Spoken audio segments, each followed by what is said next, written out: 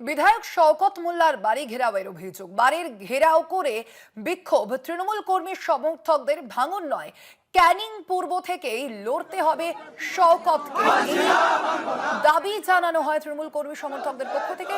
দেখাচ্ছে আপনাদের সেই মুহূর্তের ছবি।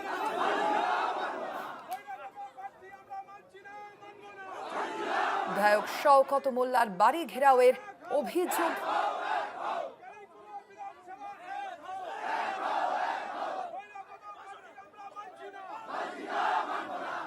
বাড়ি ঘেরাও করে বিক্ষোভ দেখাচ্ছেন তৃণমূল কর্মী সমর্থকদেরই একাংশ। দেখতে পাচ্ছেন আপনারা সেই ছবি, সেই মুহূর্তের ছবি আপনাদের সামনে তুলে ধরছি। গতকালই আমরা দেখেছিলাম তৃণমূল কংগ্রেস নেতৃত্ব তারা কিন্তু এই প্রার্থী তালিকা প্রকাশ করেছে এবং সেখানেই আমরা জানি যে ক্যানিং পূর্ব থেকে শওকত মোল্লাকে কিন্তু ইতিমধ্যেই সরানো হয়েছে এবং মূলত ভাঙড়ের ক্ষেত্রে তাকে প্রার্থী করা হয়েছে এবং ইতিমধ্যেই দেখা যাচ্ছে তৃণমূল কর্মী সমর্থকদের বিক্ষোভ। শওকত মোল্লার বাড়ি ঘেরাও করেই এই বিক্ষোভ দেখাচ্ছেন তৃণমূল কর্মী সমর্থকদের একাংশ।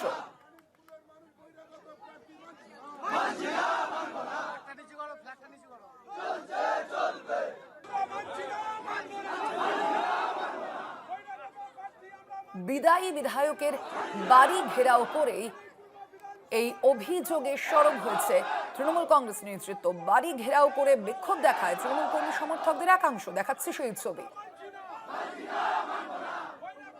গতকালই 291 আসনে প্রার্থী ঘোষণা করা হয়েছে তৃণমূল কংগ্রেসের তরফ থেকে এবং আপনারা জানেন ইতিমধ্যেই যে শওকত মোল্লা তিনি কিন্তু গত বিধানসভা নির্বাচনে আমরা দেখেছি তিনি ক্যানিং পূর্ব আসন থেকে লড়াই করেছিলেন এবং তিনি সেই আসনে জয়ী হয়েছিলেন। যদিও এবার কিন্তু তার যে কেন্দ্র, সেই কেন্দ্র বদল করা হয়েছে, ক্যানিং পূর্ব থেকে তাকে আনা হয়েছে ভাঙড়ে এবং ইতিমধ্যেই তৃণমূল কর্মী সমর্থকরা তাদের বাড়ি ঘেরাও করে বিক্ষোভ দেখাচ্ছেন। সেই ছবি আপনাদের সামনে তুলে ধরছি।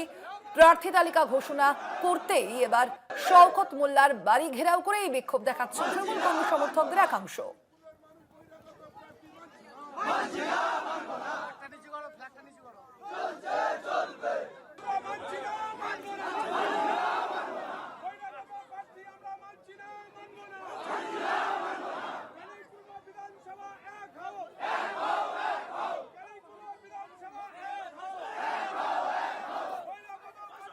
ক্যানিং পূর্ব থেকে লড়াইয়ের দাবিও তোলা হয়েছে ইতিমধ্যেই এই কর্মী সমর্থকদের পক্ষ থেকে। এ বিষয়ে ক্যানিং পূর্বের বিদায়ী বিধায়ক শওকত মোল্লা কি বলেছেন শোনাব। আমাদের সর্বভারতীয় নেত্রী আমাদের দিদি মমতা বন্দ্যোপাধ্যায় এবং আমার প্রিয় দাদা নেতা সর্বভারতীয় সাধারণ সম্পাদক অভিষেক বন্দ্যোপাধ্যায় তাঁরাই প্রার্থী ঠিক করেছেন এবং গতকাল থেকে সমস্যা হচ্ছে। তো আমি এই বিষয়ে দাদার সঙ্গে কথা বলে তারপরে যা যা ডিসিশন নেওয়ার আমি নেব। এই যে সমস্ত মানুষজন আন্দোলন করছে তাদেরকে সামলাবেন কি করে এখন এই মুহূর্তে? দেখুন, মানুষই তো আমাদের সব কিছু। নিশ্চিতভাবে দিদির সঙ্গে বা দাদার সঙ্গে কথা বলে তারপরে যা পরবর্তী পদক্ষেপ যা যা নেওয়ার নেব।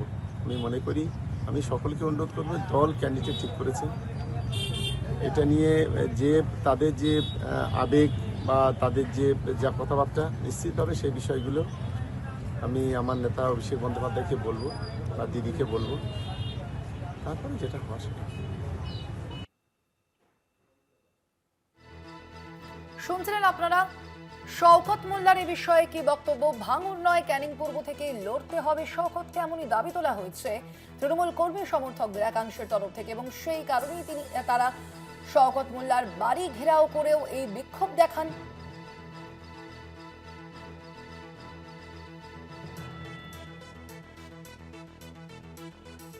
কথা বলবেন আমাদের সঙ্গে ফোন লাইনে রয়েছেন প্রতিনিধি রাজু দাস। রাজু, তৃণমূল কর্মী সমর্থকরা যারা বিক্ষোভ দেখাচ্ছেন শওকত মোল্লার বাড়ির সামনে, কি দাবি তাদের?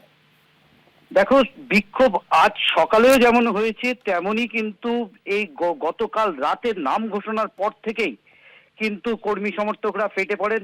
তাদের দাবি হচ্ছে এইখানকার ভূমিপুত্র শওকত মোল্লা ক্যানিং পূর্বের বিধায়ক, তিনি কিন্তু তাদের সুখ দুঃখে পাশে থাকে, সেখানে যাকে এইখানে টিকিট দেওয়া হয়েছে সে কিন্তু বহিরাগত, এমনই দাবি তুলছেন এবং তারা কিন্তু শওকত মোল্লাকে চায়, এমনই দাবি করে কাল রাতভর কিন্তু সেখানে রাস্তা অবরোধ, টায়ার জ্বালিয়ে বিক্ষোভ।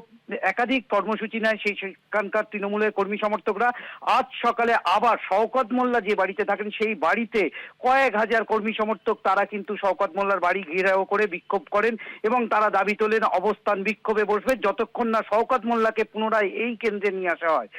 শওকত মোল্লা তাদেরকে আশ্বস্ত করেন, বিষয়টি তোমাদের কথাটা আমি তুলে ধরবো মাননীয় মুখ্যমন্ত্রী অভিষেক বন্দ্যোপাধ্যায় মুখ্যমন্ত্রী এবং অভিষেক ব্যানার্জির কাছে, তারপরে দল যা সিদ্ধান্ত নেবে সেটাই হবে, দলের সিদ্ধান্তটা আপনারাও মেনে নিন। কিন্তু মানুষজন এবং সেখানকার কর্মী সমর্থকরা তারা অনড়, তারা বহিরাগতকে চায় না, তারা শওকত মোল্লাকে চায়।